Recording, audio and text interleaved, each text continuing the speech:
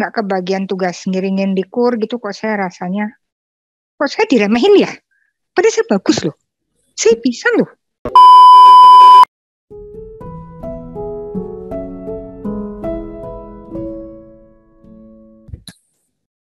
Halo Sobat Ministry yang terkasih, hari ini kita berjumpa lagi di episode ketiga dari Simple Abundance.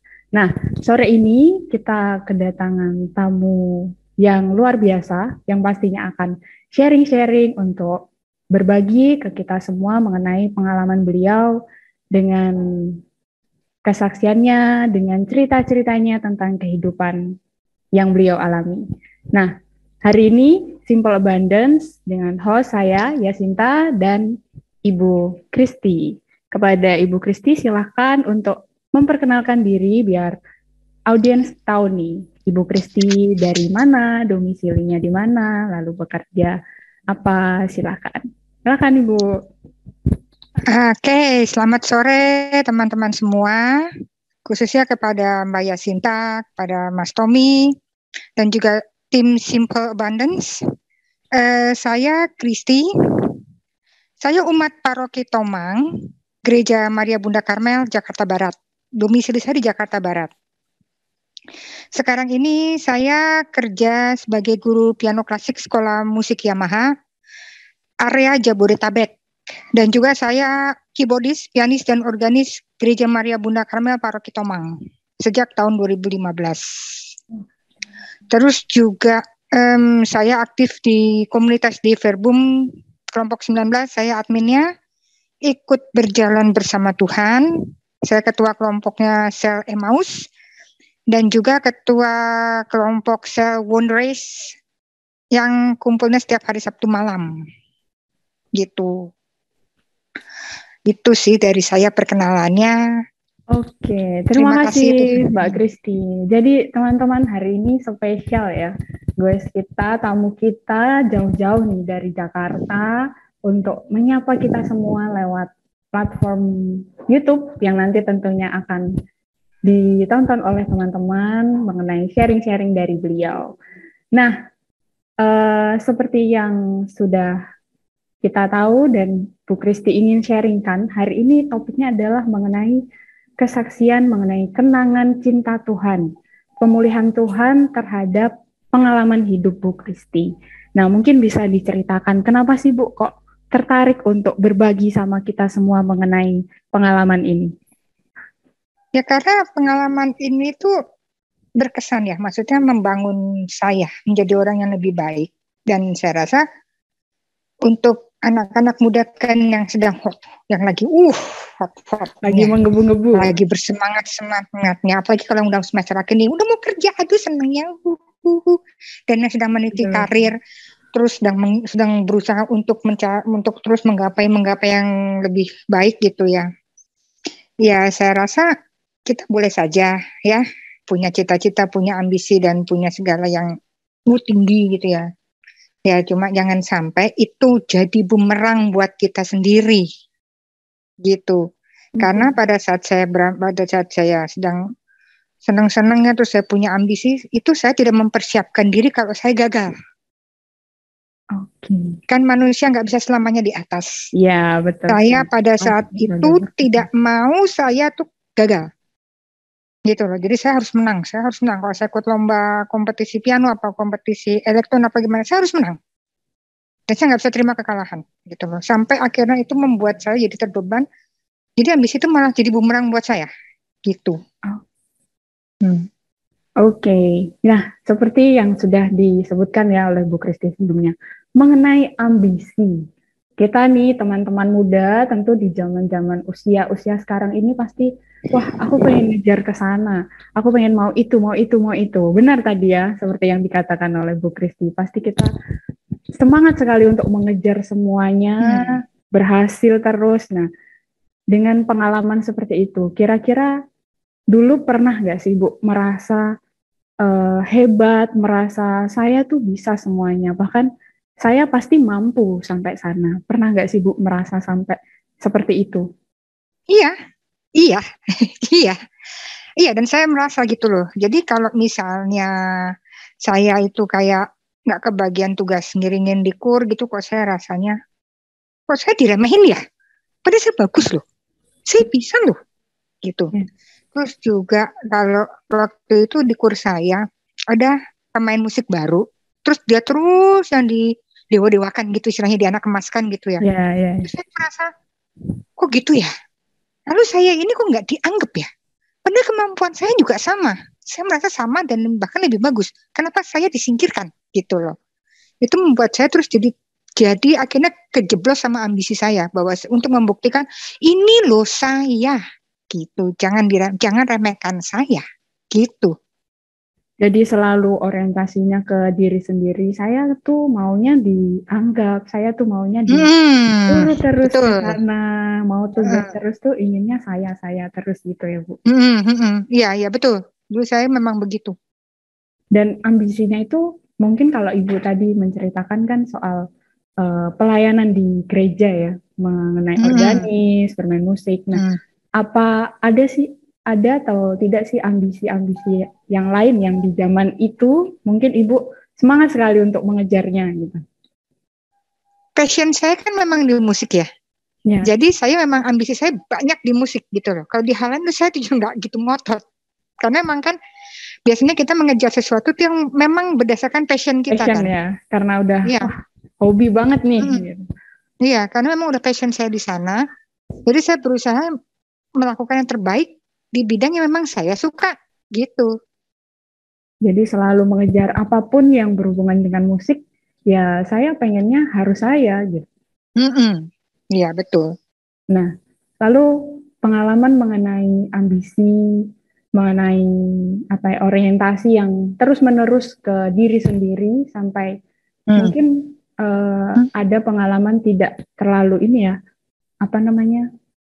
mengabaikan teman-teman atau rekan-rekan. Saya inginnya saya yang ditugasin tuh saya maunya saya gitu.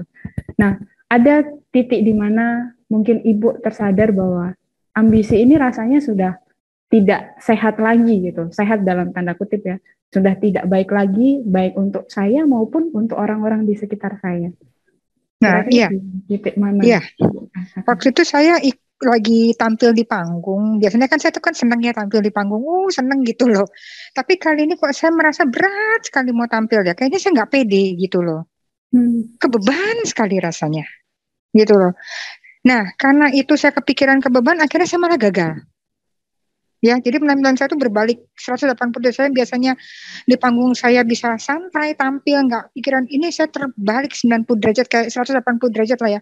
Kayak di istilah itu dijewer sama Tuhan gitu loh.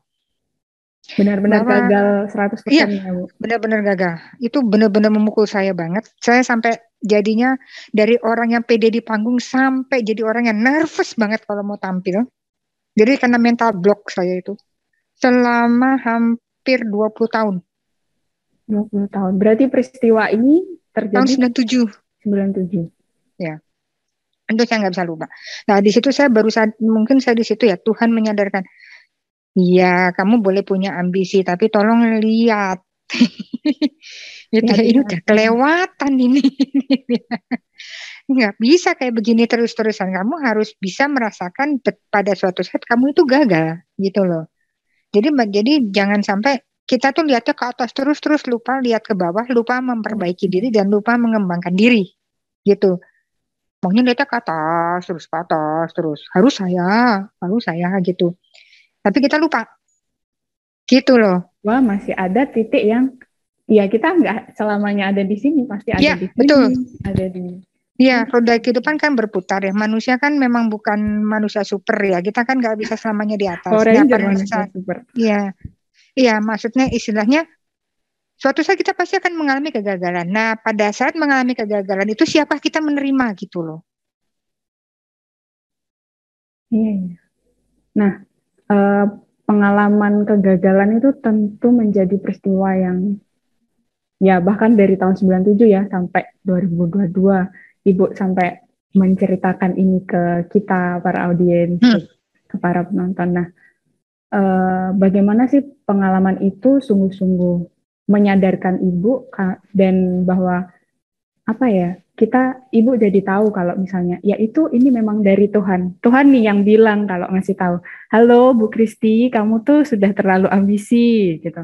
Bagaimana sadar kalau sungguh-sungguh itu dari Tuhan sendiri yang memberikan pemulihan. Jadi gini, saya setiap kali ikut lomba Tuhan tuh belum pernah mengizinkan saya menang, gitu ya. Sampai saya bisa legowo menerima kekalahan. Jadi berapa tahun setelah itu kan saya masih suka ikut lomba ya, lomba elektron gitu. Itu setiap kali saya menerima kekalahan tuh saya masih rasanya seperti teriris gitu loh hatinya. Kayak nggak terima gitu. Belum bisa Selama menerima. saya masih merasakan nggak terima, sebenarnya Tuhan tuh nggak kasih saya menang. Karena nanti kalau saya dikasih menang, ntar saya kalau kalah, nanti saya bisa down lagi gitu. Jadi makanya saya dikasih nggak pernah menang gitu. Sampai berapa lama gitu ya. Tapi ya puji Tuhan saya dikasih kesempatan untuk sekolah musik ya, ambil musik ke luar negeri gitu ya. Untuk ya mungkin Tuhan bilang, nih kamu belajar lagi dulu sana gitu ya. Karena di luar negeri standar pendidikan musik sudah tinggi. Kamu lihat, buka mata kamu gitu loh. Di atas awan masih ada awan. Gitu kan istilahnya Langit kan. masih ada langit lagi. Langit, iya. Kamu naik dulu gitu, jangan terus menganggap, jangan terus kamu berambisi tapi kamu lupa daratan gitu, bahwa di atas langit masih ada langit. Nah kamu upgrading diri dulu, kalau dan apa namanya, berdamailah dengan yang namanya kekalahan. Seandainya kamu ikut lomba kamu kalah, berdamailah dulu, jadi legowo dulu gitu loh.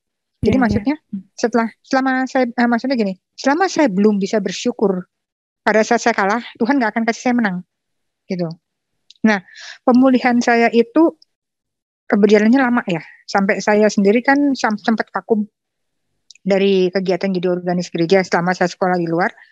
Pulang dari luar negeri pun, pada saat saya pulang ke Indonesia, itu saya nggak langsung jadi organis gereja loh. Saya diam dulu dari tahun 2003 sampai 2015. Itu saya berdoa, nggak berdoa gitu ya. Iya berdoa. Tuhan, saya mau jadi organis gereja, saya kangen mau jadi organis gereja, begini. Terus saya doa. Nah, itu mungkin pemulihan Tuhan pelan-pelan ya jalan gitu loh. Jadi kalau saya belum siap bahkan untuk jadi organis gereja, saya nggak dipanggil gitu. Maksudnya nggak bakal dapat kesempatan jadi ngiringin. Pasti ada aja, entah jam ngajar ya yang padat, entah yang bentrok sama latihan kor ini, latihan kor itu. Sampai kira tahun 2015 gitu loh, saya bisa kembali jadi organis gereja dan memang pada saat itu mental saya udah siap. Gitu. Siap untuk bekerja sama dengan organis-organis senior, siap bekerja sama dengan kurman aja, bukan lagi saya gitu. Tapi sudah siap untuk orientasinya mulai berubah.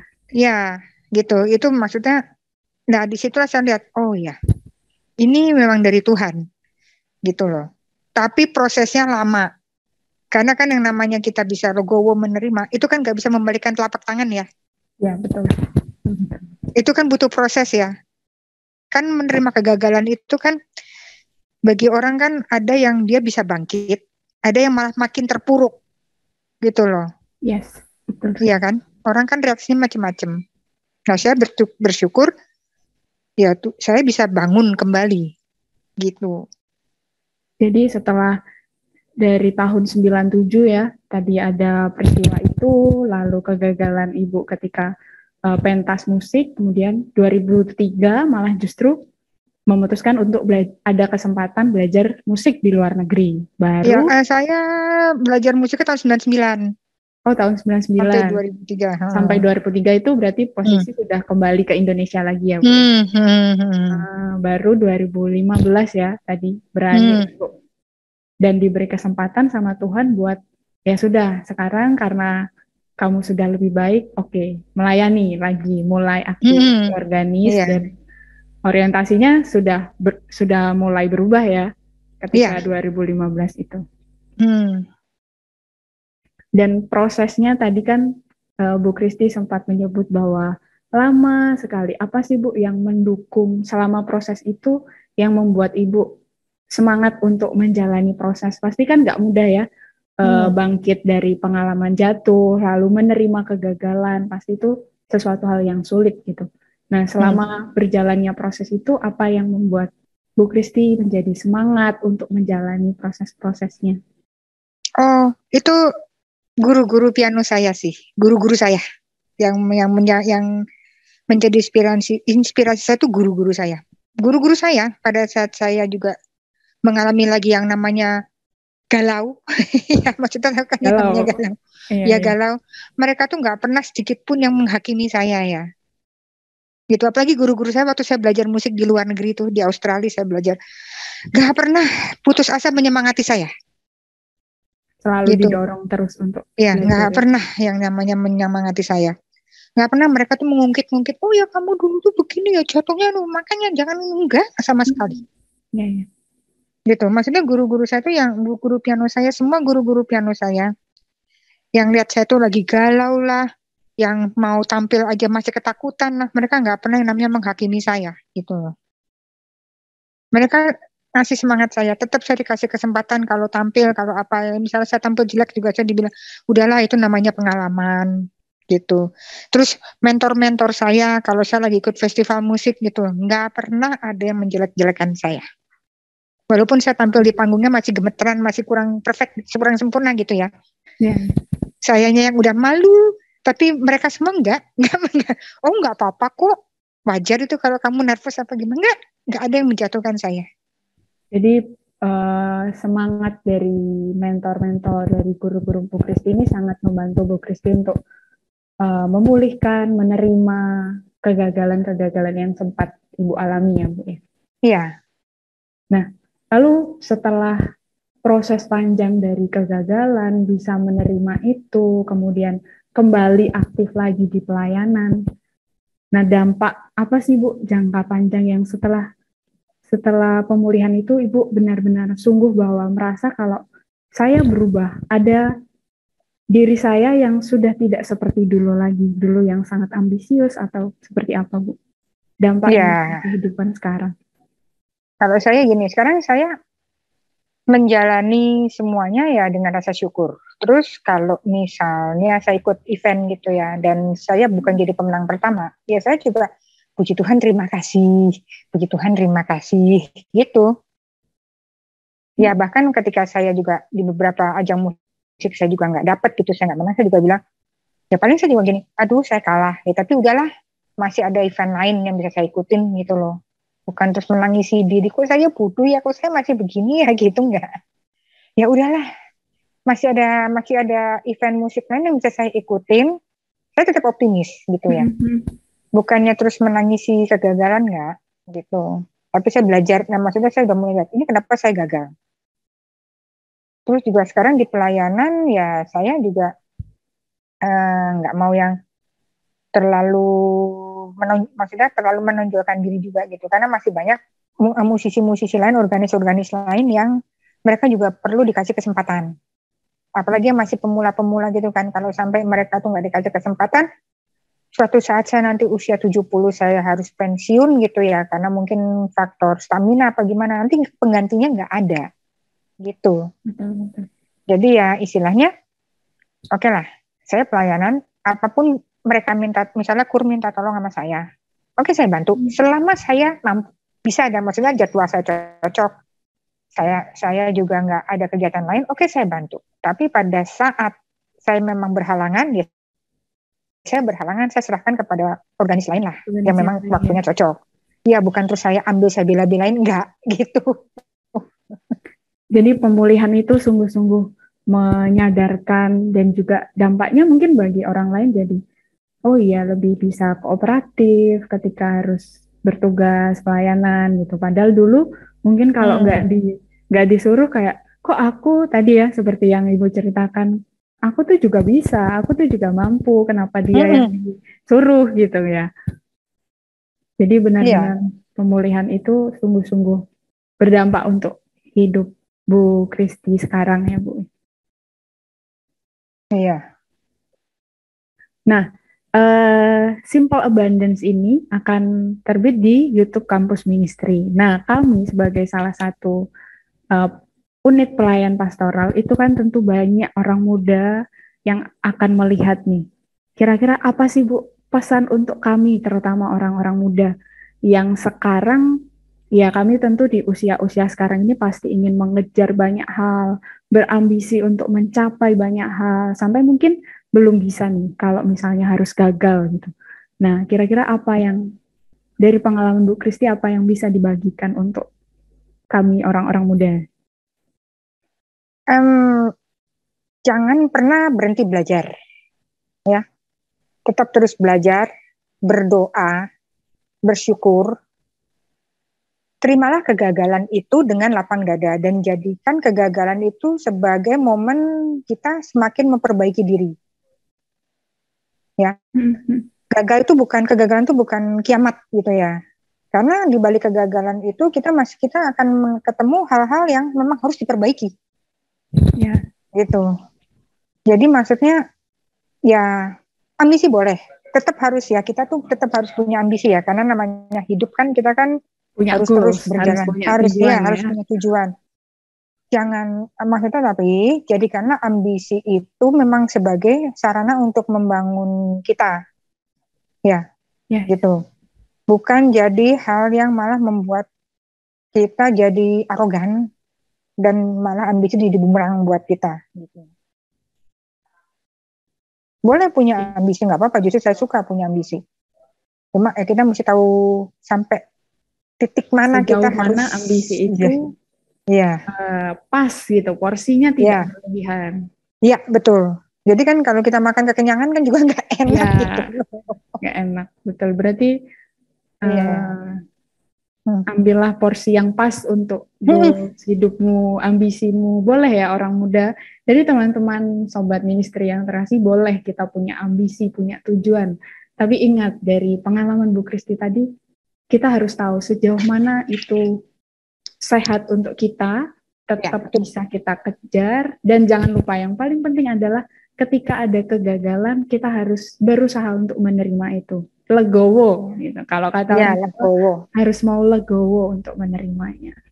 Iya, harus legowo dan juga tetap bersyukur gitu.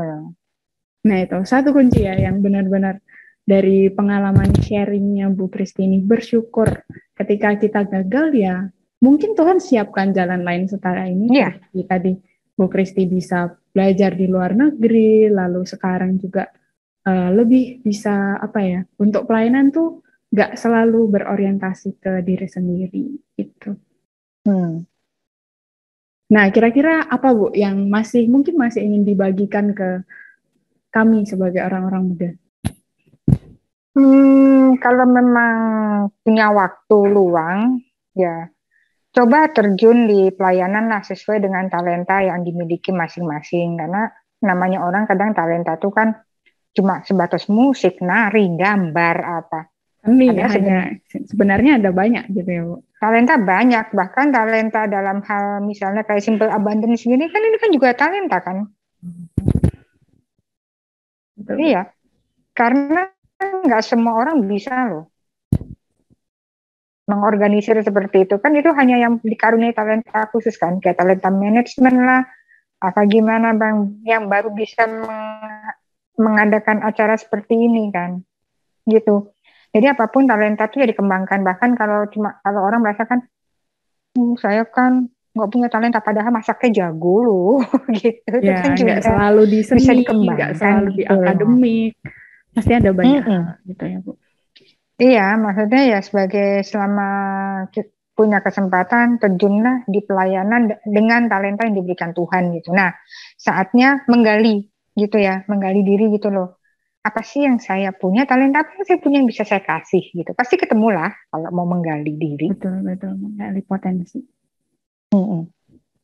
Oke, baik. Terima kasih Bu Kristi untuk sharing-sharingnya ke kami sebagai orang muda. Dan untuk sobat ministry yang terkasih, jangan lupa ya, tadi harus mau menerima kegagalan, mau untuk berproses, dan ingat, berambisi itu boleh. Tapi harus pas porsinya. Jadi nggak boleh kekurangan, nggak boleh kelebihan. Kalau ibarat makan tadi ya, dari sharingnya Bu Kristi, kalau kekenyangan tuh rasanya nggak enak. Begitu juga kita punya ambisi, punya goals. Kalau terlalu tinggi, kita nggak bisa menerima ketika kita gagal. Begitu juga kalau terlalu rendah, ya kita jadi nggak bersemangat. Dan yang paling penting adalah gimana kita bisa terus bersyukur dalam menjalani setiap proses kehidupan kita sekarang ini. Nah, terima kasih banyak untuk Bu Kristi untuk sharing-sharingnya. Dan untuk teman-teman Sobat Ministry yang terkasih, sampai jumpa di episode selanjutnya. Simple Terima Abundance. kasih. Selamat Terima sore. kasih. Terima kasih banyak. Tuhan berkati.